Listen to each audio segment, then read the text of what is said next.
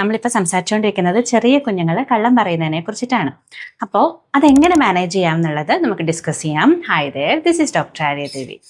ആദ്യത്തെ സ്റ്റെപ്പ്, കുഞ്ഞുങ്ങൾ കള്ളം പറയുമ്പോൾ അതിൻ്റെ പിന്നിലുള്ള റീസൺ നമ്മൾ മനസ്സിലാക്കാൻ ശ്രമിക്കുക എന്നുള്ളത് തന്നെയാണ്.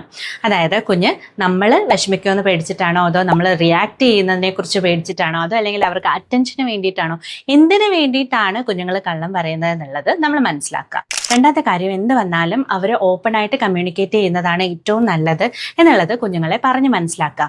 അതിന് ആദ്യമായിട്ട് നമ്മൾ ചെയ്യേണ്ടത് ആ ഒരു സിറ്റുവേഷൻ ഒരുക്കി കൊടുക്കുക എന്നുള്ളത് തന്നെയാണ്. എക്സാമ്പിളായിട്ട് പറയുകയാണെങ്കിൽ, ഇപ്പോൾ കുട്ടിയുടെ കയ്യിൽ നിന്ന് ഒരു സാധനം താഴെ വീണ് പൊട്ടിയെന്ന് വിചാരിക്കുക. അപ്പോൾ ആ ഒരു സമയത്ത് അത് മറച്ചു വെക്കാൻ വേണ്ടിയിട്ട് കുഞ്ഞ് നമ്മളോടൊരു കള്ളം പറയുകയാണെങ്കിൽ അവരോട് പറയണം, ആ ഒരു സാധനം താഴെ വീണ് പൊട്ടിയത് കാര്യമല്ല, അത് സാരമില്ല, പക്ഷേ കള്ളം പറയരുത് എന്നുള്ളതിലാണ് കാര്യം. കുട്ടികൾക്ക് സത്യം പറയാനായിട്ടുള്ള ഒരു കോൺഫിഡൻസ് കൂട്ടുന്ന രീതിയിൽ വേണം നമ്മളിത് പറയാനായിട്ട് എന്നുള്ളതാണ് ഏറ്റവും പ്രധാനമായിട്ടുള്ള ഒരു കാര്യം. ഇതിന് കൂടെ തന്നെ നമ്മൾ അവരോട് പറഞ്ഞു കൊടുക്കേണ്ട ഒരു കാര്യമാണ്, നമ്മൾ കള്ളം പറഞ്ഞു കഴിഞ്ഞാൽ അതുകൊണ്ടുണ്ടാകുന്ന ഭവിഷ്യത്തിനെ കുറിച്ചിട്ട്. അതായത് പിന്നീട് ആരും നമ്മളെ വിശ്വസിക്കില്ല, കള്ളം പറഞ്ഞു കഴിഞ്ഞാൽ അത് കൂടുതൽ പ്രശ്നങ്ങളിലേക്ക് നമ്മളെ കൊണ്ടെത്തിക്കും എന്നുള്ള കാര്യം കുഞ്ഞുങ്ങളോട് പറഞ്ഞു മനസ്സിലാക്കുക. പക്ഷേ നമ്മൾ ഇങ്ങനെയൊക്കെ പറഞ്ഞു കഴിഞ്ഞാൽ അവർ മനസ്സിലാക്കണമെന്നൊന്നുമില്ല. അതുകൊണ്ട് തന്നെ നമ്മൾ കഥ രൂപത്തിൽ അവരോട് പറഞ്ഞു കൊടുക്കാനായിട്ട് ശ്രമിക്കുക.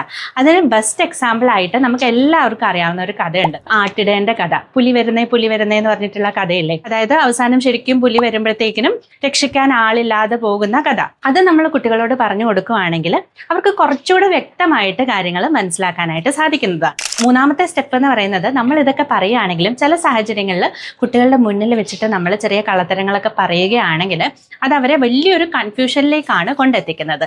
അപ്പോൾ ആ ഒരു സാഹചര്യം പൂർണ്ണമായിട്ടും ഒഴിവാക്കുക എന്നുള്ളത് തന്നെയാണ്.